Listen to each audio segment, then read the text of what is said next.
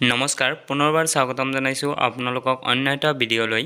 আজি ভিডিঅ'ত আমি আলোচনা কৰিম অসম পুলিচৰ অতি গুৰুত্বপূৰ্ণ কেইটামান প্ৰিভিয়াছ কোৱেশ্চন। গতিকে বলক ভিডিঅ'টো আৰম্ভ কৰোঁ। আজিৰ প্ৰথম প্ৰশ্নটো হৈছে মহাপুৰুষ শংকৰদেৱে প্ৰথম নামঘৰ ক'ত স্থাপন কৰিছিল? অপশ্যন দিয়া হৈছে option A Barpeta, option B Majuli, option C Patbausi আৰু অপশ্যন ডি বৰদোৱা। ইয়াৰ শুদ্ধ এনচাৰটো হৈছে অপশ্যন ডি বৰদোৱা। নেক্সট প্ৰশ্নটো হৈছে ৰিজাৰ্ভ বেংক অৱ ইণ্ডিয়াৰ প্ৰতীকটোত কি জন্তুৰ ছবি আছে? অপশ্যন দিয়া হৈছে অপশ্যন এ বাঘ, অপশ্যন বি সিংহ, অপশ্যন চি হৰিণা আৰু অপশ্যন ডি বালুক। ইয়াৰ শুদ্ধ এনচাৰটো হৈছে অপশ্যন এ বাঘ। নেক্সট প্ৰশ্নটো হৈছে উগ্ৰতাৰা দেৱালয় ক'ত অৱস্থিত? অপশ্যন দিয়া হৈছে অপশ্যন এ গুৱাহাটীত, অপশ্যন বি গোৱালপাৰাত, অপশ্যন চি তেজপুৰত আৰু অপশ্যন ডি গোলাঘাটত। ইয়াৰ শুদ্ধ এনচাৰটো হৈছে অপশ্যন এ গুৱাহাটীত।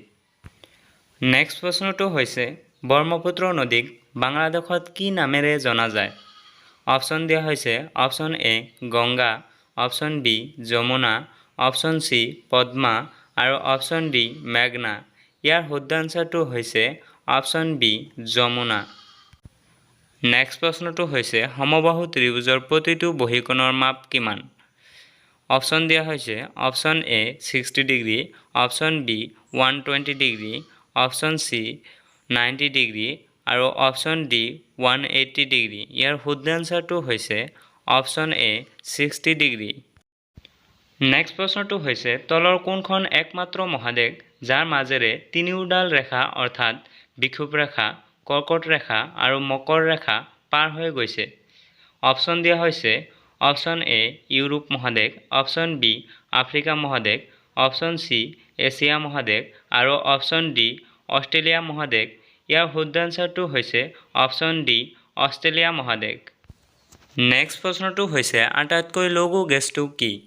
অপশ্যন দিয়া হৈছে option A hydrogen, option B oxygen, option C helium আৰু অপশ্যন ডি নাইট্ৰজেন। ইয়াৰ শুদ্ধ এনচাৰটো হৈছে অপশ্যন চি হিলিয়াম। নেক্সট প্ৰশ্নটো হৈছে সাগৰ দেখিছা নামৰ বিখ্যাত কবিতাপুথিখন কোনে লিখিছে?